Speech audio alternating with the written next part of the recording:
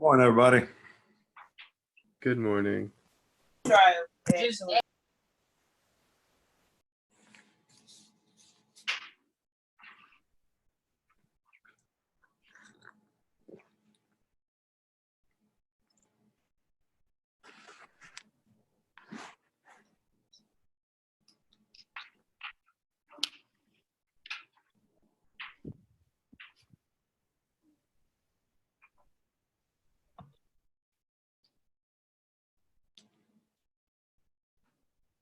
Can everybody see my screen?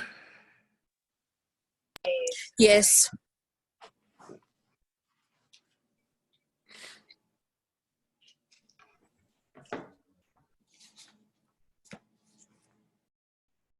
Okay, before we get started, I need to call roll. Let me explain what's been going around in faculty meetings.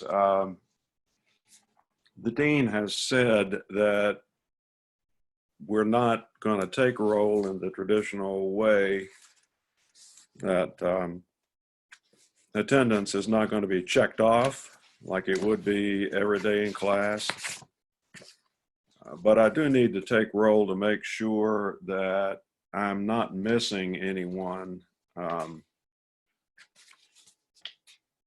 that I might need to be sending or connecting with and sending information to. So that's the reason I need to take your name. I'm not taking roll necessarily, but I do need to make sure I'm reaching everyone. So I need to know people that I've reached so that I can reach those that I don't know. So anyway, is Alan here? Kevin? Elijah?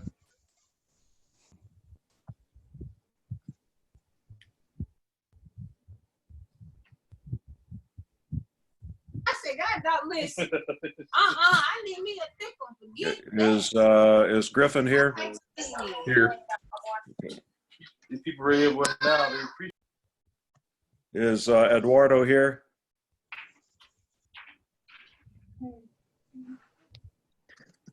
Is Madeline here? Brittany? Kiana? I'm here. Caleb? Ryan? Here. Sarah? Here.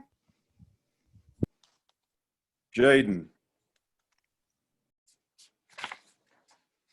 Megan? Andrew? Mahogany?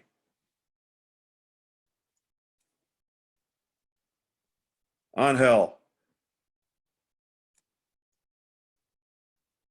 Channel? Michael? Michael's here. Okay. Kaylin? Present. All right. Jacob? Here.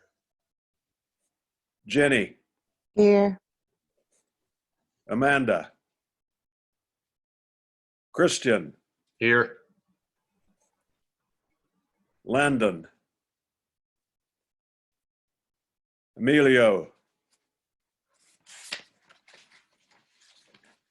Anthony? Danira? Yoris? Caroline? Here. Caitlin? Did I miss anybody?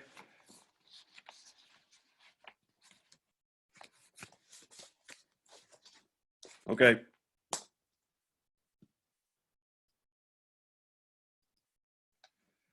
Just a quick note.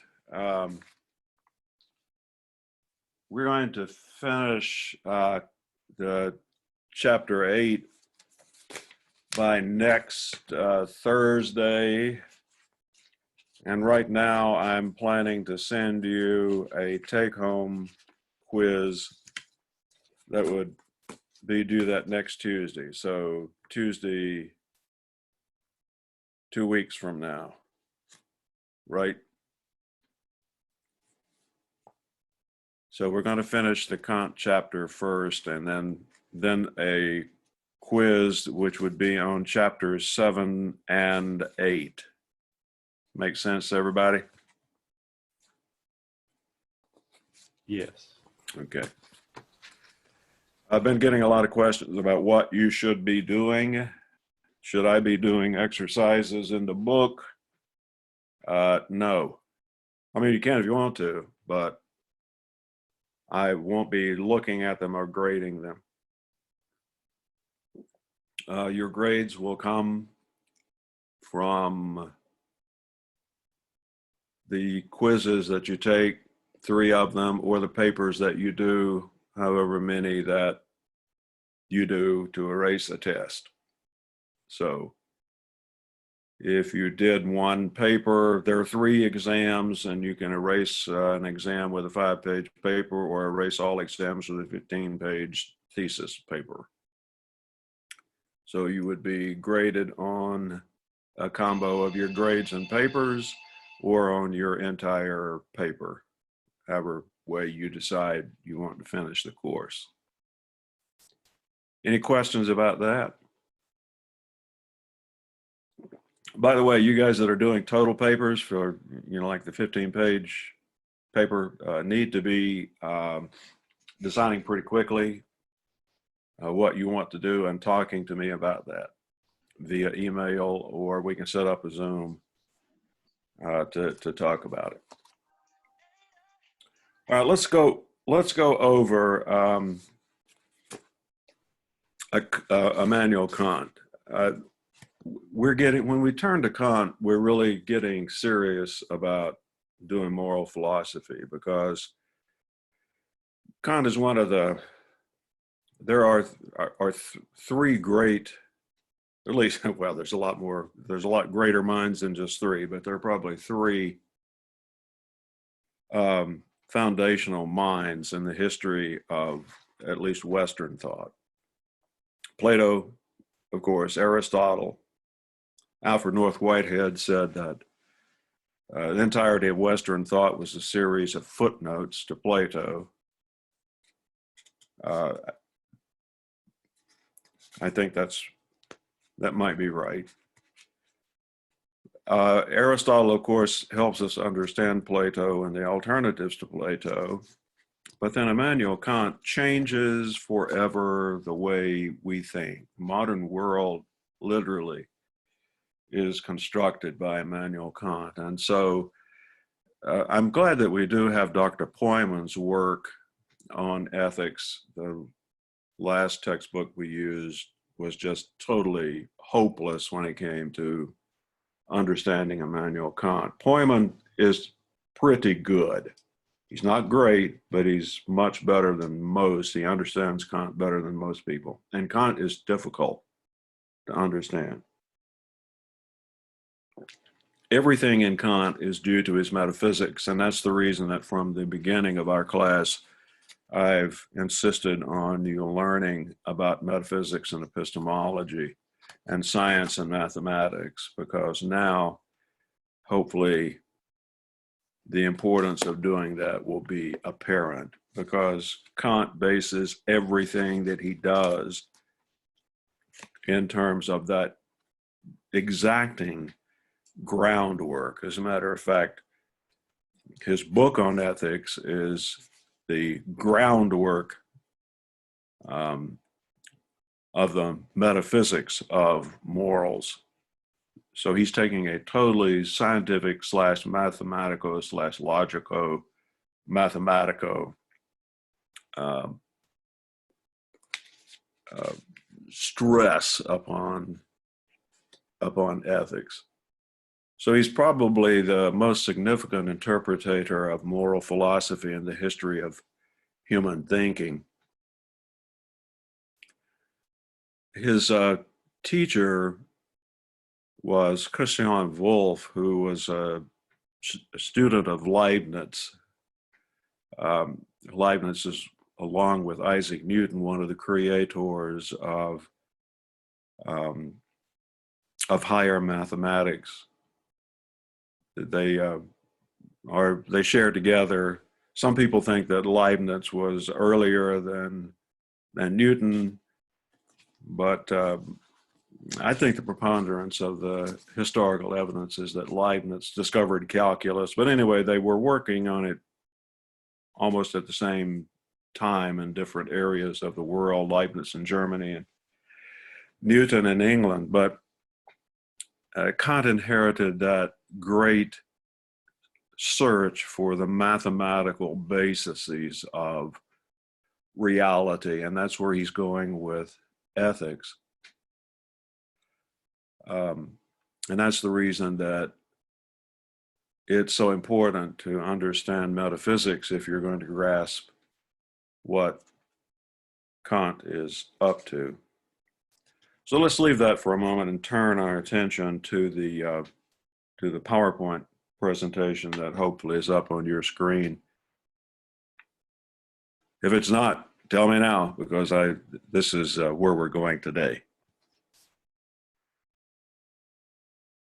David Hume, you see here, 1711 to 1776, is one of the founders of British empiricism. Empiricism says that everything we know comes from experience. Leibniz and Descartes and other continental philosophers had talked about innate ideas. There were ideas that we were, I guess you might say, born with, or patterns, at least, of thought that came from from the center development of mind. Descartes said that God was in charge of everything and kept everything straight, and our mind was sort of in a shadow way attuned to God's mind. But the Bishop Berkeley is an Irish bishop and one of the few idealists in British history. And we'll talk about idealism in the next slide. But Berkeley's famous for the phrase essayist percipi. To be is to be perceived. So he's what you might call an idealist, especially a subjective idealist, and he's probably the only one in British intellectual history. Most of the British philosophers were sort of radical empiricists. So being is perception.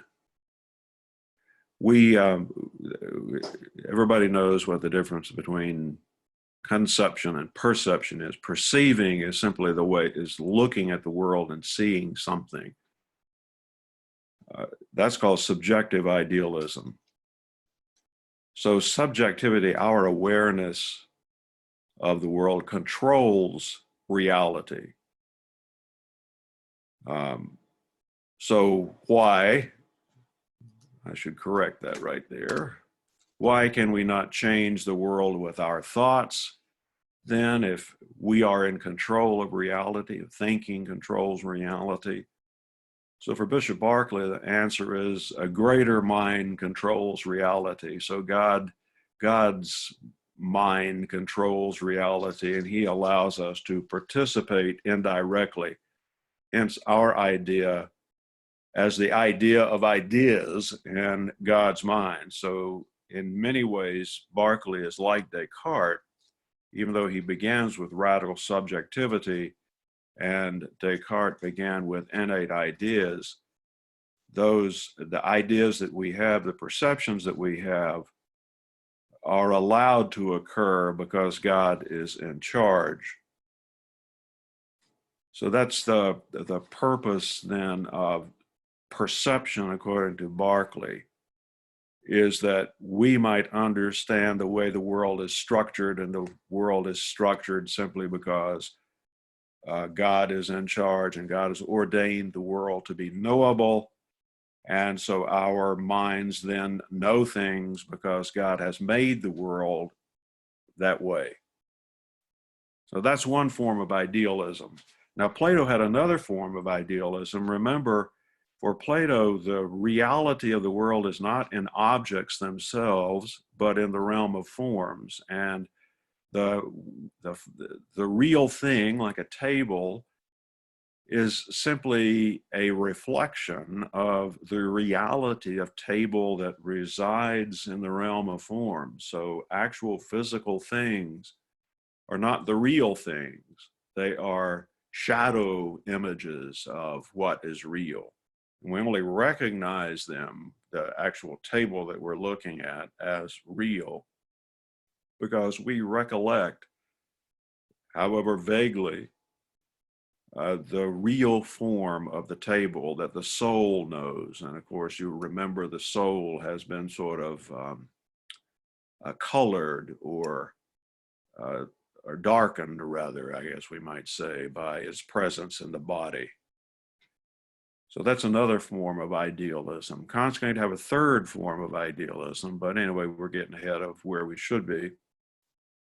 So we've got Berkeley's form of ideal. By the way, that should be Barclay, like it's got an A in it instead of an E. Not like Berkeley, California, but Barclay.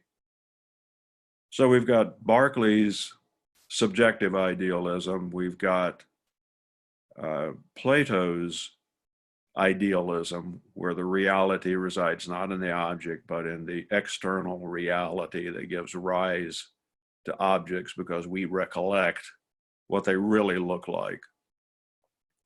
Then we have realism. So we got idealism, realism.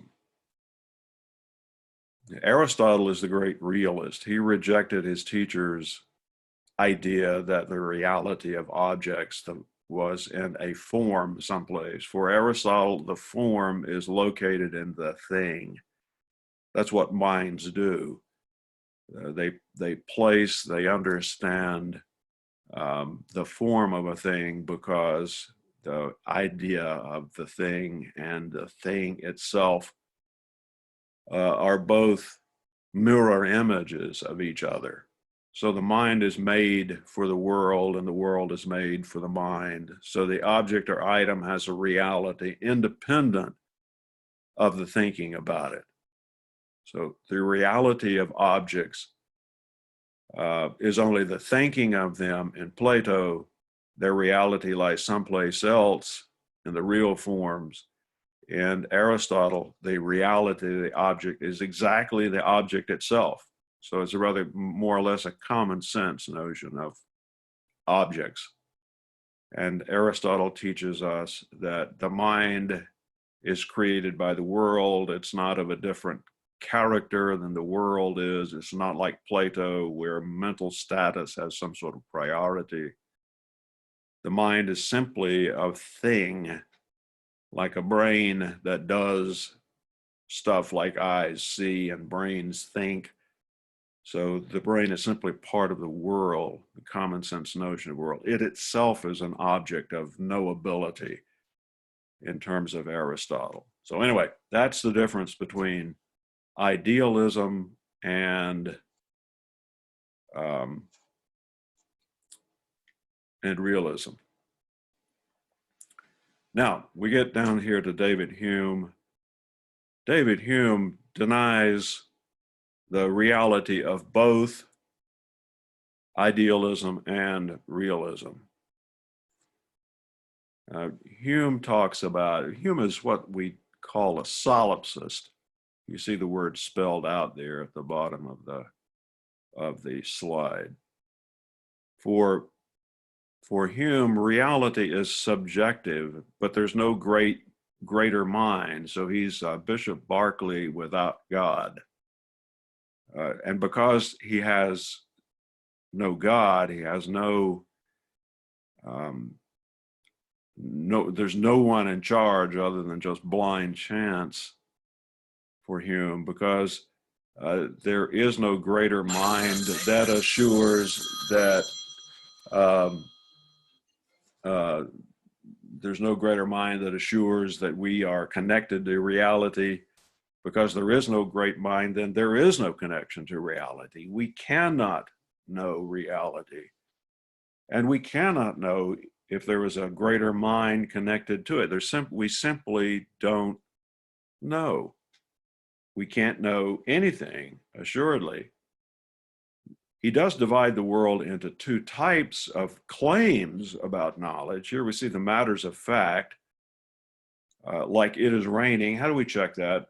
We look out the window. I'm looking out the window now, and if you say it is raining, I look at it and I say, no, it's sun is shining. The sun literally is shining.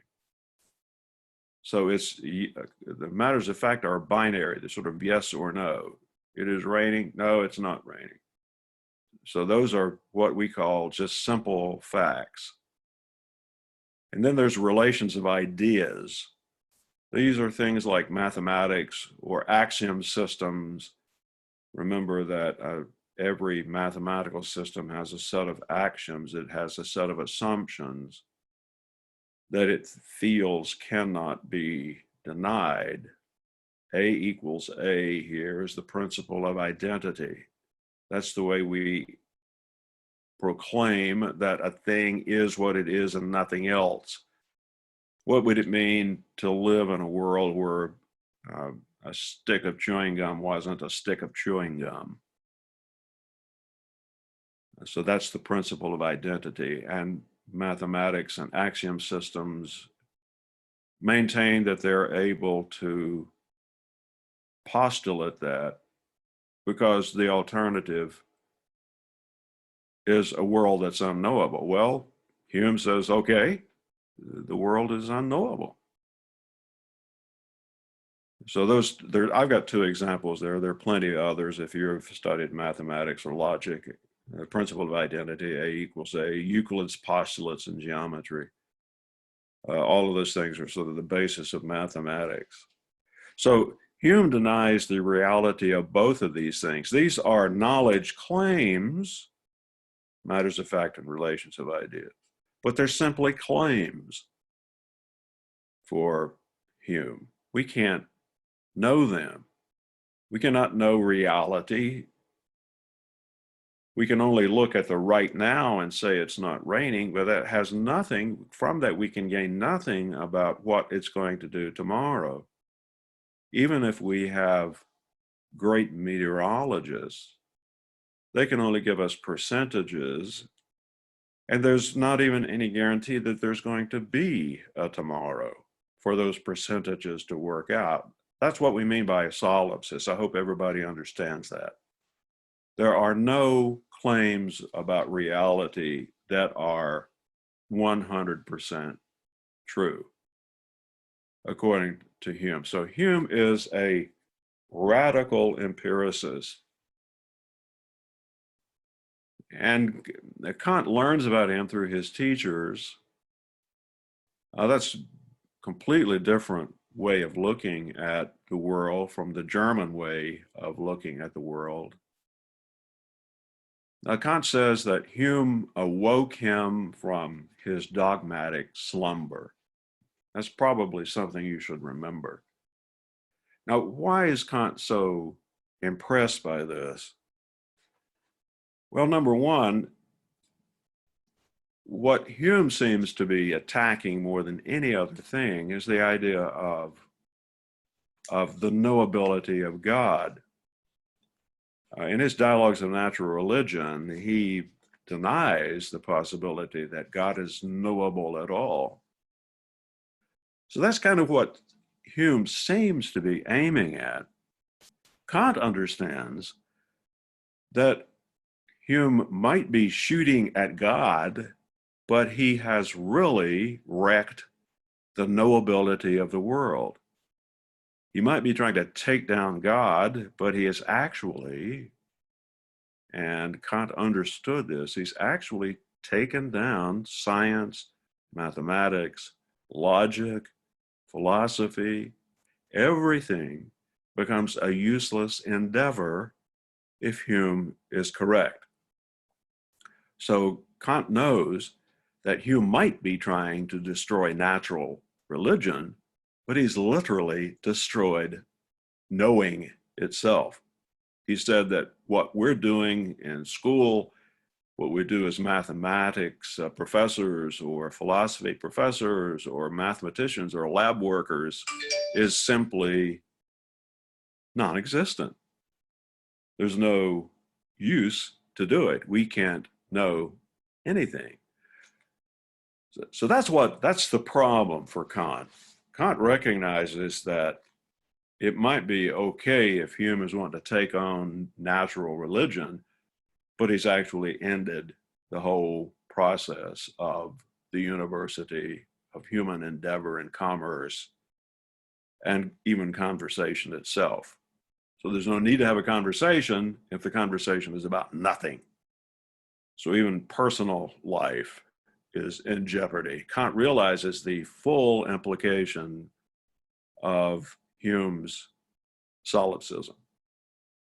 So remember here, we've got matters of fact, it is raining, relations of ideas, A equals A, principles of mathematics,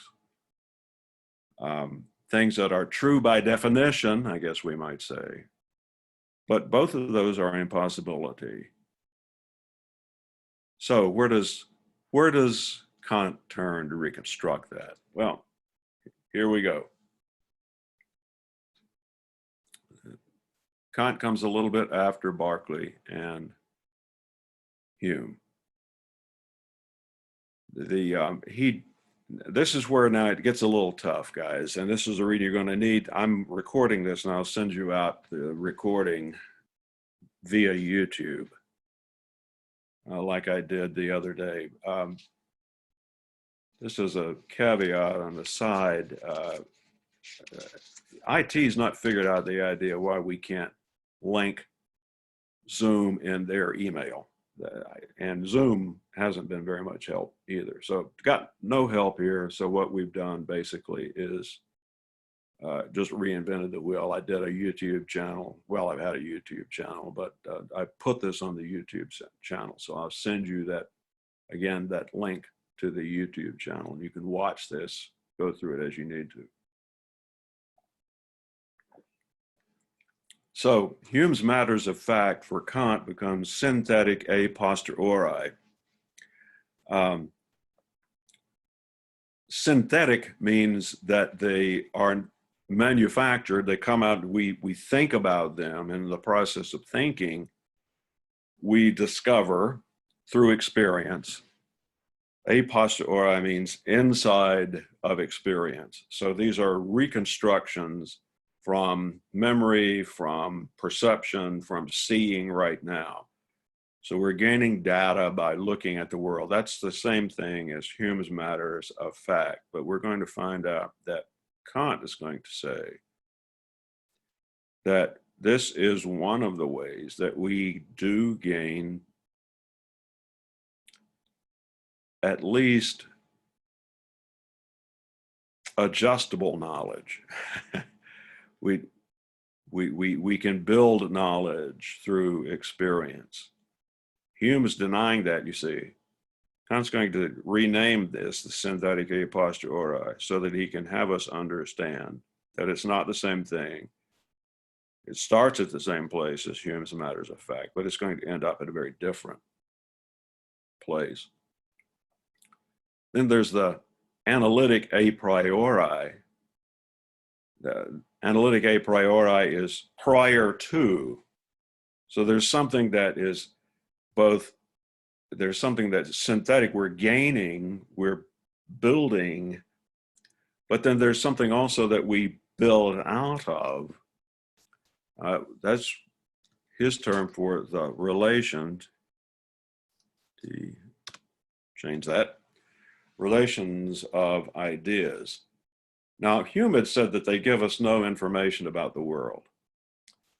Kant says that that is just abjectly wrong, because they do give us information. A thing is identical to itself gives us an important piece of information about the world. And we're right in assuming that, Kant says, as opposed to Hume, because we know that the world is to some degree ordered. So there then must be constructs of that order. Those are logical assumptions, Kant says. And so unlike Hume, those relations of ideas do give us valuable information about the world. They tell us that math is integral to science. So we have observation, which is a synthetic part of science, but then we have an analytic part of science as well, that we're correct in assuming gives us information about the world being, at least for us, an orderly place. So those are the two things here that he picks up from Hume. Hume had denied that there was a synthetic a priori. But Kant's going to add another category here from which we learn and which we are allowed to exercise, and that is things that are necessary for existence. We're going to go into this deeper later on, but for Kant, those things are freedom, God, the immortality of the soul,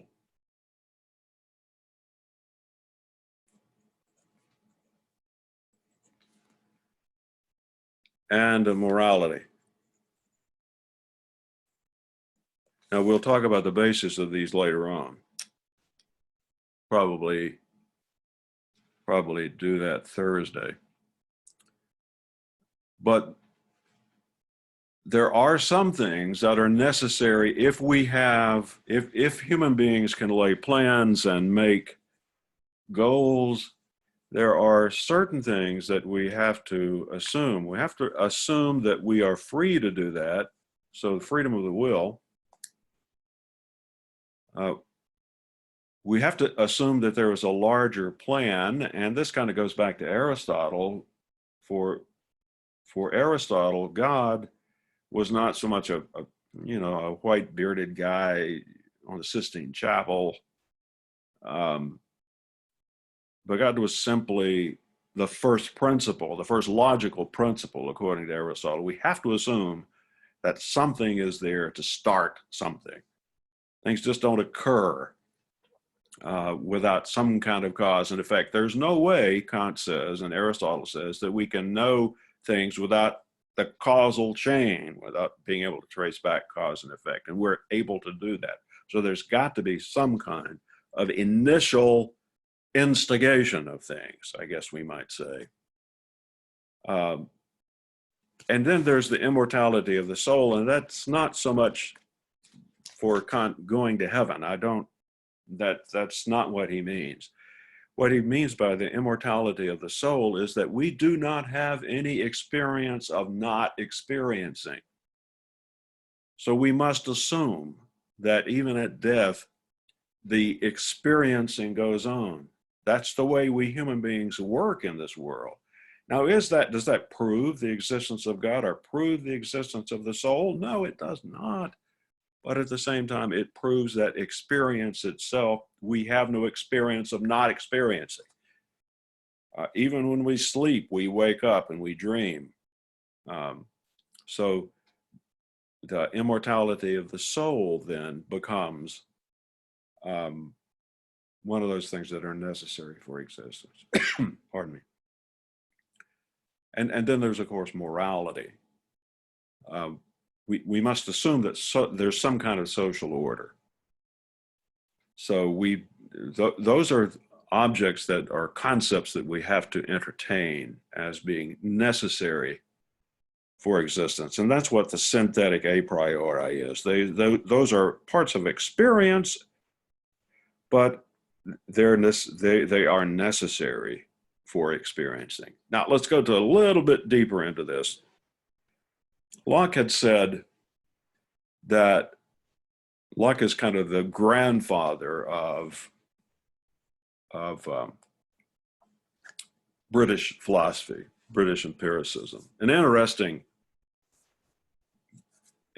philosopher. If you ever have a chance to study Locke, it would be worth your while.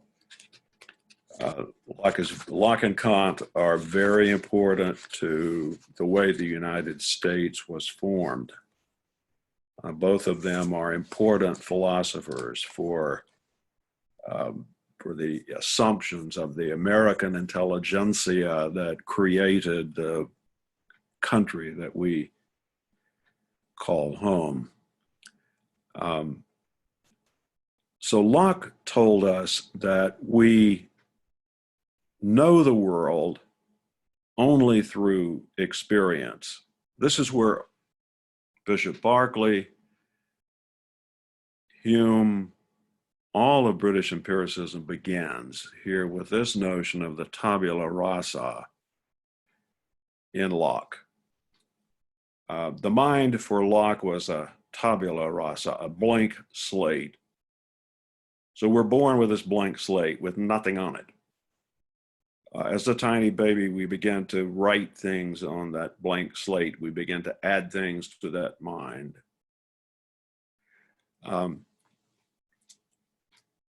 We write things on that. That's what knowledge is.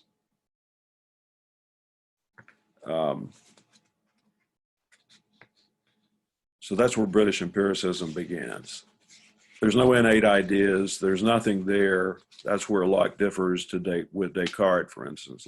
Descartes says that we know things through innate ideas that we're born with. Locke says we're not born with anything. We're born with a blank slate. Now, this is the brilliance of Immanuel Kant, my dear friends, because Kant immediately sees through this problem, and it's a very simple problem. And many times students can get this without me having to tell them. But there is, even in Locke, Hume says, even if we assume Locke is correct, even if we give Locke enough rope, he'll hang himself, simply because there is something that is prior to experience. And this is the brilliance of Immanuel Kant, and that's where we get synthetic a priori and analytic a priori. I'll leave you to guess about what that is for a minute. There is something prior to existence, and that is the slate itself. So there is something to write on. That's prior to experience. It's simply a logical deduction, Kant says, that British empiricism missed. So there is something prior. We proved simply with a simple deduction that there is something prior to experience, and that is the tabula rasa. So let me go into just a little bit, and we may, I don't know if I'll finish this today. We shall see. If we don't, we'll pick up again on Thursday.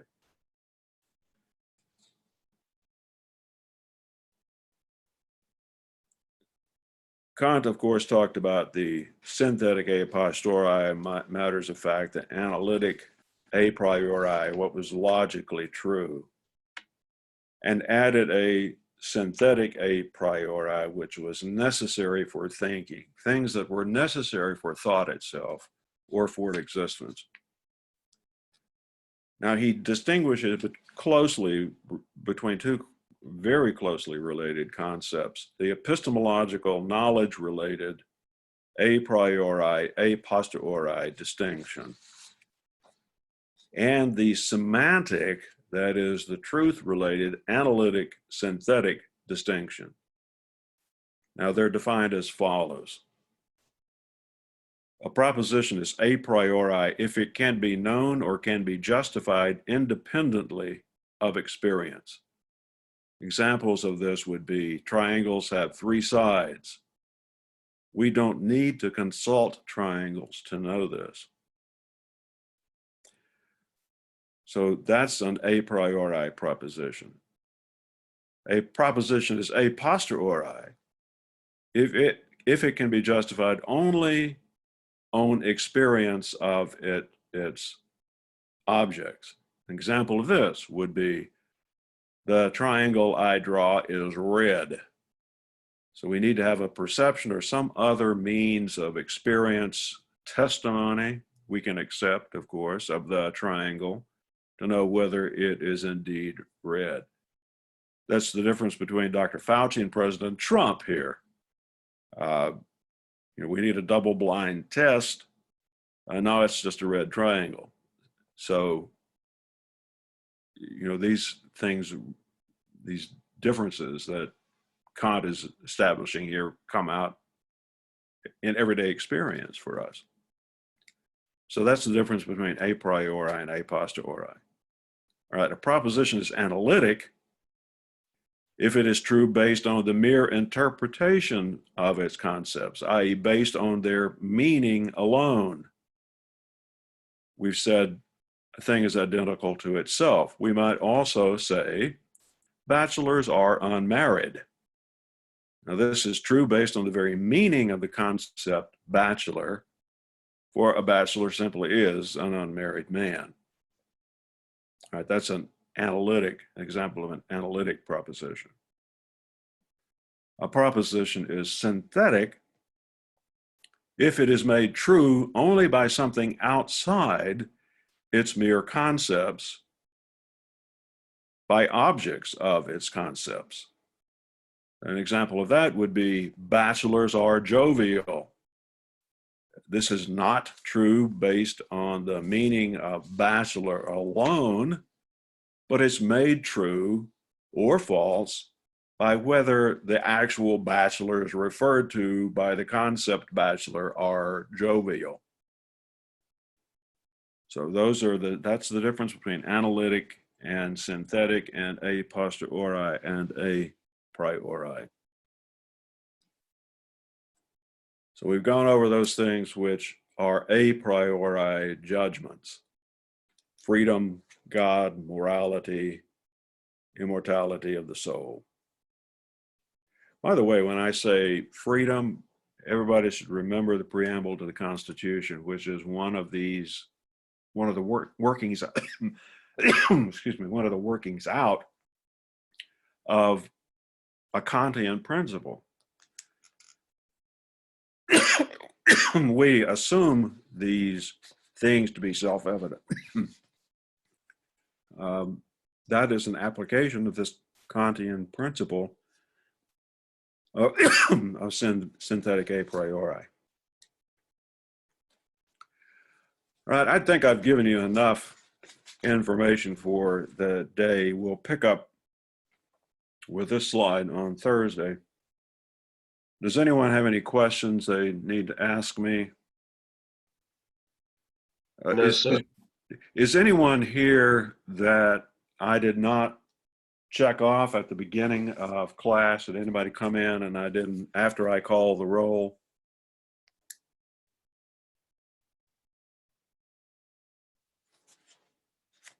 So Alan's not here, Kevin's not here. Huh? Alan's here. Alan's here. All right. Yeah. All right. Kevin, Elijah, Madeline,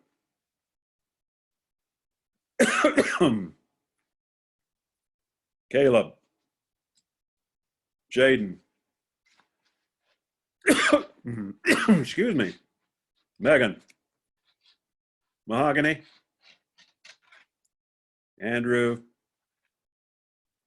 Chanel, Landon, Emilio. All right, still not here. Okay. All right, everybody, I will send this out. I'll make a YouTube out of this and send it out probably tonight. And if you have any friends that I were among those that I did not call, please tell them that it will be coming out via YouTube and they can see it on YouTube, and they probably should take a look at it. And if you need to review some things that we've said, you can do that as well when it hits YouTube. All right, anybody got any questions? No, sir. Sure. Good. Well, thank you for being here, and I'll hope to speak to you on Thursday. I kind of like meeting at 10 o'clock. Is that okay with everybody? That's Yes. fine. So anybody object to that? Rather meet at 9:30 or something? Nope. All right. That way it keeps, the reason for that is that I can keep the videos to hopefully 45 minutes or less, because it takes so long to load a large video like that into YouTube, and sometimes it doesn't even work then. So the technology is kind of being strained right now. So anyway, bear with me, and we'll get this done. And if you need me, I'm always available. I can talk to you just by words on email, or if you want me to set up a Zoom meeting, just send me some times that you'll be available, and I'll send you a Zoom meeting link back, and we can talk. Everybody take care, stay safe, thinking about your families, and I hope that everybody's well. So I'll talk to you later. Good day. Bye. Have a good day.